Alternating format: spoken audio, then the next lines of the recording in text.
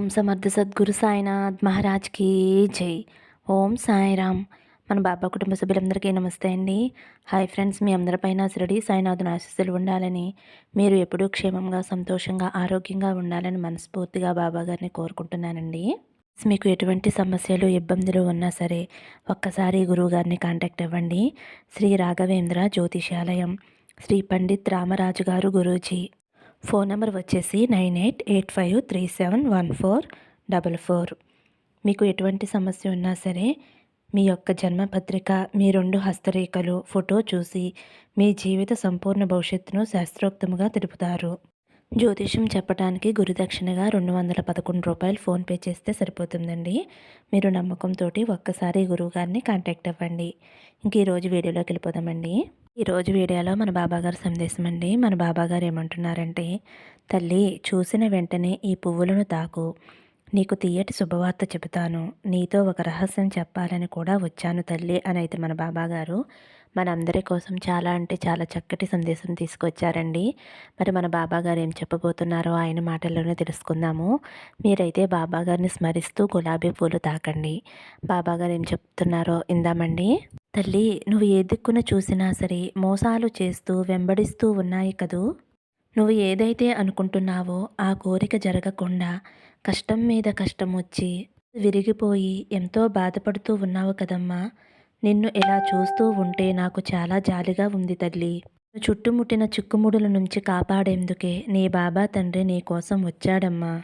అలాగే నీ జీవితంలో ఇక కష్టాలు రాకుండా నీకు ఒక మంచి రహస్యం అయితే చెబుతాను తల్లి. నువ్వు వింటావు కదమ్మా. నేను చెప్పేది ఎవరితోనూ పంచుకోకుండా అనుసరించి, ఎవరితోనూ చెప్పకుండా విను తల్లి. నువ్వు ఎవరి దగ్గర కూడా మోసపోవద్దు, అస్సలు అవమానపడవద్దు. అన్ని సమస్యలకి పరిష్కారం చూపి మీకు మంచి మార్గాన్ని నేను చూపిస్తానమ్మా. జరగాలి అంటే కొద్దిగా కష్టపడాలి కదమ్మా. ఓటమి మోసం ఎదురవుతున్నాయి అని నువ్వు చేసే పనిని ఆపవద్దు. నీలో మార్పు రావాలి అంటే కొన్నిటిని దాటితే నువ్వు విజయానికి తప్పకుండా చేరుకుంటావు. నీకున్న కష్టాలను చూసి నువ్వు అస్సలు బాధపడవద్దు. అలాగే నీ జీవితం మంచి దారిలో వెళ్ళాలనే కదా తల్లి కోరుకుంటున్నావు.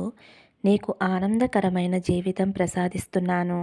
నువ్వు పడుతున్న కష్టాలను, మోసాలను, బాధలను, అవమానాలను వీటన్నిటినీ దాటి తట్టుకుని నిలబడ్డావు తల్లి. కష్టం దుఃఖం తొలగిపోయి ఆనందకరమైన జీవితం నీకు రాబోతుందమ్మా.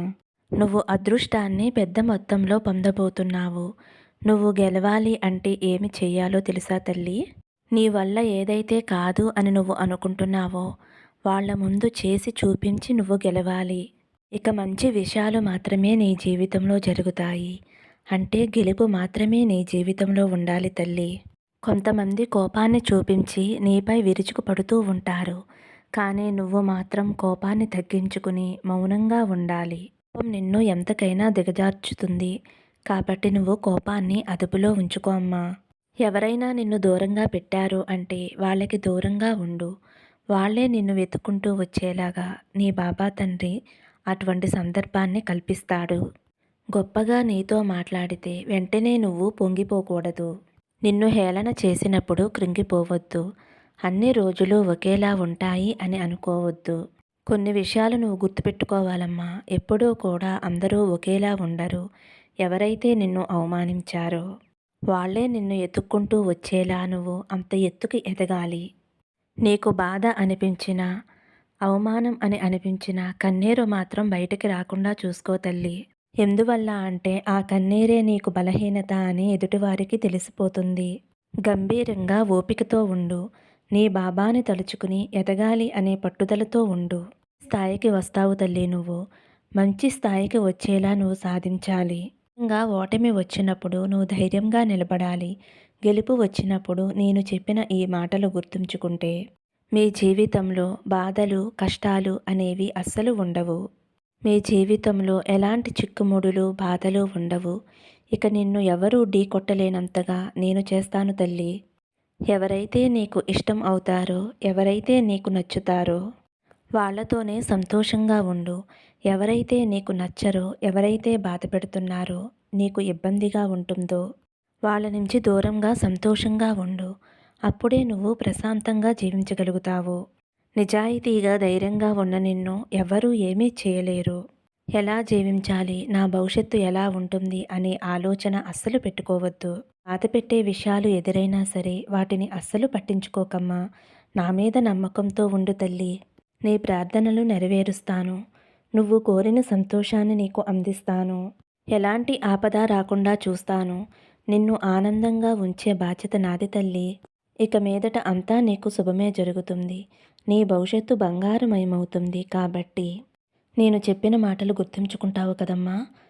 నేను చెప్పినవి అనుసరించు. నీ జీవితంలో గెలుపు అనేది నిరంతరం అవుతుంది. అలాగే తల్లి, ప్రతిరోజు కూడా నేను చెప్పబోయే ఈ మంత్రాన్ని పఠించమ్మా. ఓం నిత్యానందాయ నమః. ఓం నిత్యానందాయ నమః. ఓం నిత్యానందాయ నమః. ఈ మంత్రాన్ని జపించటం వల్ల నిత్యం నీ జీవితంలో ఆనందం ఉంటుంది. ఇది నా నామమే తల్లి. ఇది అక్షరాల సత్యం. నా మీద నమ్మకంతోటి ప్రతిరోజు కూడా నీకు ఎన్నిసార్లు వీలు కుదిరితే అన్నిసార్లు ఈ నామాన్ని జపించు తల్లి. నువ్వు నిత్య సంతోషినిగా ఉంటావమ్మా అని అయితే మన బాబాగారు మనందరి కోసం చాలా అంటే చాలా చక్కటి సందేశం తీసుకువచ్చారండి.